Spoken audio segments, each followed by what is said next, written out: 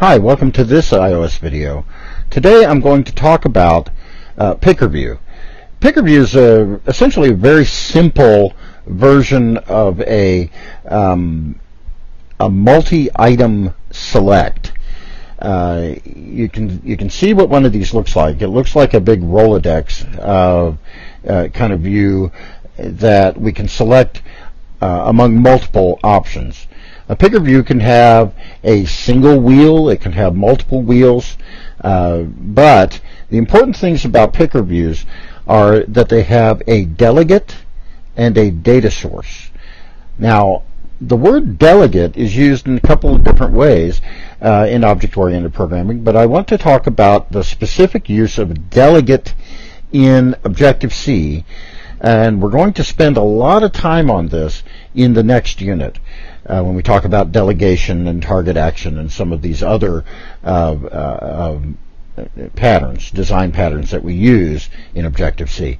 Now, I say that the PickerView has a delegate and a data source. Now, first of all, I've got a great big label here with nothing in it, and this has got a 37-point font.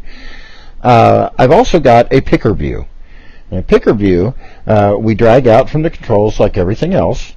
The PickerView is located here, and we drag it out to here, and we can set its width, but its height, its default height is set for us.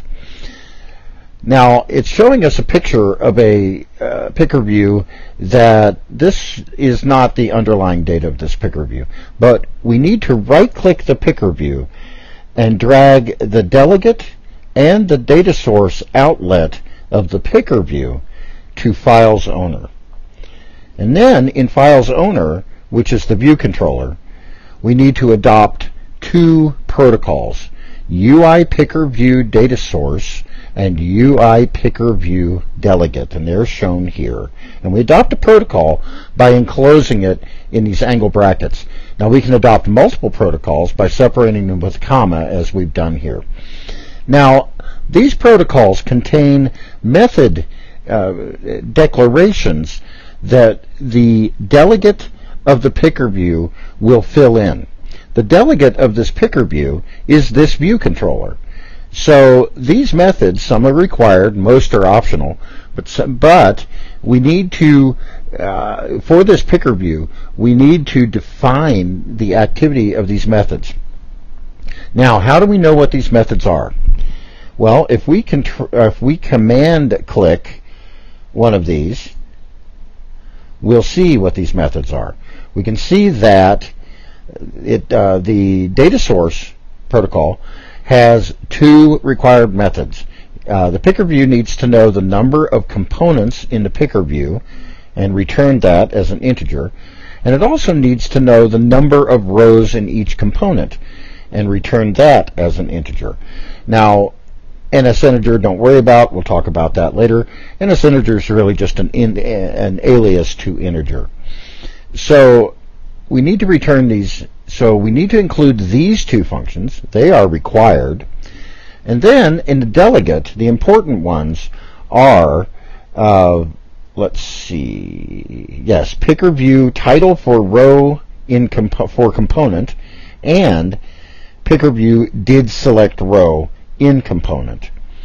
So now if we go back to our implementation, the first thing we've done is we've set up an array called colors, and we've also got an outlet to a label, that great big label at the top of our design, and I'm calling it chosen. And of course we've wired the chosen label up.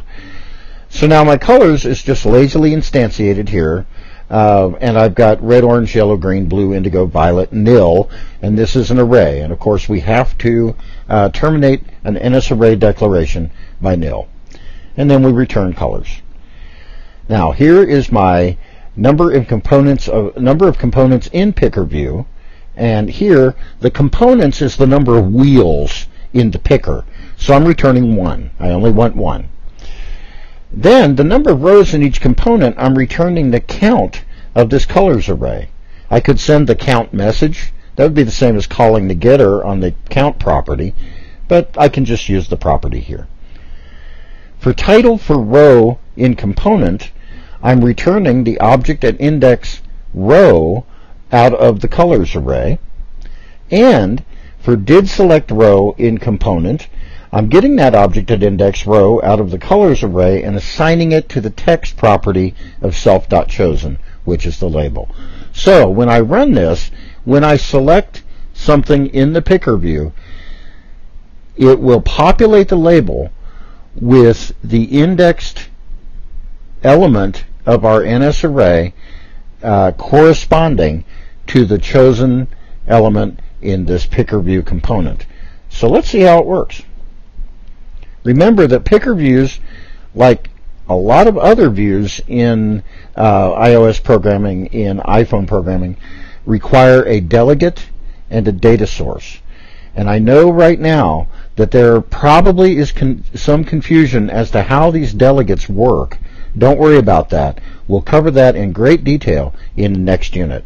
So now when I select, for instance, yellow, it says yellow. I can sort of randomly do this, and when it reaches the position where it says violet, that's fine. I can go back up to red. Maybe blue is nice.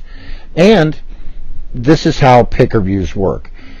The reason I introduce picker views now is because the data source of a picker view component is almost always either an array or a mutable array. We've talked about arrays and mutable arrays, and hopefully you have a better understanding of those at this point. But in our story so far, so to speak, we've kind of had a bland sort of user interface. We put the elements of an array one at a time in a label. We put the elements of a mutable array into a text view, but it's sort of bland. I wanted to show you a picker view to give you another option early on to show you how we populate it with the elements of an array and how the delegate and the data source work. Thank you very much.